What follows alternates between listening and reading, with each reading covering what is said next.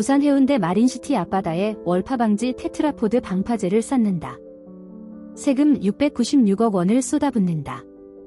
무슨 일인가 인터넷을 뒤져보니 2000년 이후 대한민국에 태풍 올 때마다 기자들이 수경 쓰고 구명조끼 입고 몸에 밧줄 묶고 취재차 물에 빠뜨리고 유튜버들 월파 속에 뛰어다니고 손바닥만한 생선 줍고 마린시티 주민 대표인지 모르겠는데 주민안전을 핑계로 생난리를 친 결과이다. 한 방송사는 밧줄 묶은 기자를 보고 뉴스를 저렇게 자극적으로 경쟁적으로 하면 안 된다고 논평하면서 자기들은 취재차를 침수시켜 촬영한다. 기자들은 마린시티 태풍 때문에 생명에 지장이 있을 일은 절대 없다는 것을 잘 알기 때문에 태풍을 핑계로 좋은 그림을 만들려고 거의 사활을 건 듯하다. 시청료가 정말 아깝다. 마린시티 초토화 어쩌고 저쩌고 하는 제목의 태풍 뉴스에는 전국 태풍 사진 다 붙여놨다. 대부분 마린시티가 아닌 타 지역 그림과 자막이 수두룩하다. 마린시티는 한 바퀴 1.9km로 30분이면 다 돌아볼 수 있는 높이만 웅장한 마을이다. 그 중에서도 거의 모든 태풍 피해는 해안도로 약 500m에서 발생한다. 건물 유리창 다 깨지고 간판 떨어지고 벽 무너지고 생선가게 수조에서 생선 죽고 인명사고 뉴스도 많은데 마린시티에 저런 곳이 있나? 싶은 그림들을 제외하면 저런 걸 태풍 뉴스거리라고 할 수 있나 정도다. 기자들은 해운대 마린시티가 전국 해안가 도시를 대표한다고 생각하는지 모르겠지만 주민들은 금방 다 알아볼 수 있다. 주민들이 해안 차수벽을 높이면 바다가 안 보인다고 반대해서 차수벽을 낮게 했다고도 한다. 마린시티에 한 번도 와본 적이 없는 것 같은 수많은 댓글러들이 마린시티 부자 주민들은 안전의식이 없는 정신나간 사람들이라고 악플을 달기 좋도록 아주 잘 편집되어 있다. 서울 스튜디오 안에 있는 메인 앵커와 패널들의 흥분과 비장함의 마린시티 태풍 뉴스는 거의 버라이어티 쇼가 된 듯하다. 2000년 이후 마린시티 태풍 피해는 아무리 인터넷을 뒤져봐도 보도블록 한두 번 왕창 떨어져 나가고 차도 몇 군데 발목 높이로 침수되고 나무 몇 그루 넘어지고 신호등 몇 개 넘어지고 월파가 오는데도 굳이 월파 속으로 돌진한 차량 몇 대 침수되고 마린시티 건설축이 지하주차장 침수 피해 입고 그리고 아델리스 1층 상가의 상습적 폭망 정도로 요약된다. 2016년 10월 6일 YTN 뉴스는 태풍 차바에도 불구하고 마린시티는 생각보다 너무 빠르게 회복되고 있다고 보도한다. 잠수교가 침수되고 올림픽대로가 도로 표지판까지 침수되고 산사태가 나고 차량 수십 대가 완전 침수되고 대로 한복판에서 차량 지붕 위에 앉아있고 사람들의 허리춤까지 도로가 침수되는 그런 피해를 마린시티에서는 전혀 찾아볼 수 없다. 마린시티가 자연재해 위험 지역으로 정해진 이유를 도저히 알 수가 없다. 이 정도라면 전국을 자연재해 지역으로 정해야 한다. 7월 중순, 겨우 5일 동안 퍼부은 비 때문에 인명피해도 많고 전국이 비상사태 초토화라고 하는데 마린시티에는 물고인 웅덩이 하나 없다. 2025년 8월 현재 마린시티 해안로를 돌아보면 월파로 뜯겨나갈 보도블록은 거의 없다. 두세 차례의 큰 태풍을 겪으면서 많은 월파 대책이 세워진 듯하다. 해안도로는 특허받은 한국형 컬러 콘크리트로 포장을 했다. 각 주거지의 화단과 지하주차장에는 곳곳에 아주 튼튼한 차수벽과 지하 차수문이 설치되어 있다. 한화리조트의 월파 대책은 산전수전 다 겪은 마린시티의 최고참답게 거의 대한민국 표준으로 봐도 좋을 만큼 훌륭하다. 월파가 아무리 산더미처럼 해안도로에 넘쳐도 주거지로, 화단으로, 지하주차장으로, 상가 안으로 들어오지 못하게 막으면 그만이다. 영상을 보면 집채만한 큰 월파도 금방 빠져나간다. 다만 오직 한 곳, 월파가 가장 심하고 기자와 유튜버들이 가장 좋아하고 마린시티 태풍 피해의 95% 이상을 독차지하는 아델리스 1층 상가는 여전히 불안해 보인다.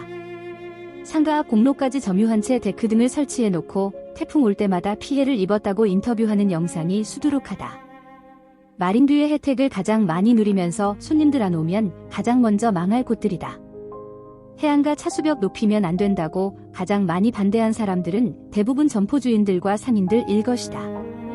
돈 잘 버는 이들을 위해서 수백억 세금을 쓰는 꼴이다. 그래도 마린시티가 심히 걱정이 된다면 지금이라도 마린시티 전체 도로를 콘크리트로 포장하고 해안도로 아델리스 상가 화단에 무릎 높이의 차수벽을 두 겹으로 쌓아주더라도 90% 이상은 남겠다. 태풍 월파는 막을 수 없다. 월파 피해를 줄이는 방법밖에 없다. 마이애미, 맨하탄, 두바이, 홍콩에 월파 온다고 방파제 쌓은 거 봤나. 마린시티 태풍 대책은 각 주거단지와 상가에서 스스로 해결해야 하는 것이 맞다.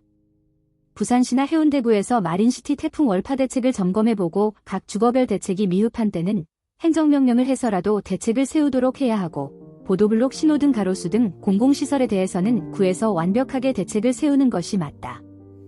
마린시티 주민들은 3층 이상에 거주한다. 태풍이 한 달 동안 와도 절대 거주지가 침수될 리 없고, 해안차 수벽을 5m까지 높여도 집거실에서 바다는 아주 잘 보인다. 태풍 오는 날 주민들 대부분은 지하주차장에 주차하고 집에서 차분히 지낸다. 주민들이 뭐하러 매일 보는 앞바다에 태풍 오는 날 월파 구경하러 차 끌고 나가서 침수시키고 물속을 뛰어다니겠나.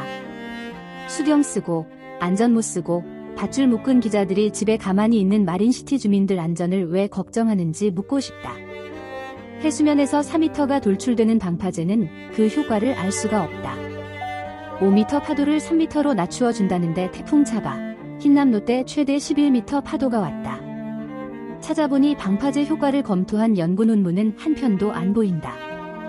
효과는 완공하고 2년 정도 모니터링을 해봐야 안다고 한다. 세금 696억 원을 쓰는데 피해 정도라든지 효과가 어느 정도 있는지 지금이라도 청문회, 특검, 국민청원해야 되는 거 아닌가.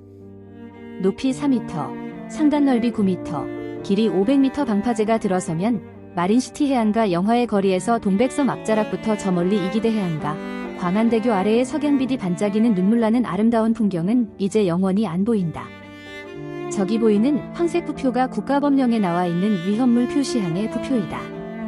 총 높이가 약 7m인데 물 위에 나와 있는 부분이 4m 조금 넘는다. 즉, 방파제는 저 부표 높이로 건설된다. 바다 표면 위로 노출되는 넓이는 약 18m로 6차선 정도 되겠다. 조망권이나 집값이 문제가 아니다. 우리 국민뿐만 아니라 전 세계인이 즐기고 감탄했던 해운대 마린시티의 유일한 관광자원이 없어진다. 한여름에도 볼 거 없는 해운대 바다가 텅텅 비어가기 시작한 지 벌써 몇 년 되었다. 볼 거 없는 마린시티에도 사람들은 점차 안 오고 당연히 텅텅 비어가겠지. 페라리 람보르기니 빌려 타고 마린시티 로터리만 뱅글뱅글 돌다가 자랑할 사람 없으니 안 오겠지. 불꽃놀이의 장대함은 테트라포드 시멘트 위에서 초라해지겠지. 아델리스 1층 상가들 다 망하겠지. 노인과 바다는 하루하루 말라가는 마린시티가 되겠지. 노인과 바다와 테트라포드 쓰레기 냄새로 망한 시티가 되겠지. 주민들도 점점 어디론가 떠나가겠지. 부산시는 부산을 진정 노인과 아파트 도시로 만들고 싶은 건가? 마린시티에 17년 살았다. 매립지에 고층 건물 지은 게 법을 어긴 것도 아니고 이 동네 사는 게 욕먹을 일도 아닌데 태풍 올 때마다 우리 동네에서 이렇게 생난리를 치고 있는지 몰랐다. 자가가 있어도 전세를 살아도 월세를 살아도 소중한 자녀들과 사랑스러운 아내의 배웅을 받으며 아침 일찍 부지런히 출근하고 부모님 잘 모시고 행복하게 살고 있다. 어마어마한 태풍 월파가 오고 빌딩풍이 무지무지하게 불어도 주민들은 아무 문제 없으니 기자들도 유튜버들도 이제 마린시티 걱정은 그만하고 마린시티에도 그만 오면 좋겠다. 굳이 온다면 마린시티에 많은 관광객들과 사람들이 와서 광안대교와 마린시티의 앞바다를 보면서 시끌벅적하게 즐기고 행복해하는 그냥 해운대의 조금 멋있는 활기찬 매립지 고층 마을의 그런 멋있는 모습들을 세상에 좀 많이 알려주면 좋겠다. 다 때려 부셔버리기라도 하라는 것이 아니라면 해운대 마린시티를 그만 내버려 두면 좋겠다. 정리해보면 기자와 유튜버와 댓글러들이 십수년간 이렇게 들이댄 합작품에 세금 696억 원을 부자 마을에 쏟아붓게 했으니 그 성과는 정말 위대했고 이거야말로 진정한 재난이 아닌가. 기자들은 효과도 없는 걸 지으면서 LCT 게이트라도 연상하듯 건설사만 배불려준다고 또 쌩난리다. 도대체 어쩌라는 건지. 무엇보다 기가 차고 가슴이 먹먹해지는 건 그렇게 어마어마한 세금을 왜 부자 마을에다 쓰냐는 거다. 가난한 사람들도 많고 세금을 써야 할 곳도 진짜 많은데 민생회복 25만원씩 주면 27만 4천 명에게 줄 수 있다. 행안부, 부산시, 해운대구청에게 머리가 정상 작동하고 있는지 묻고 싶다.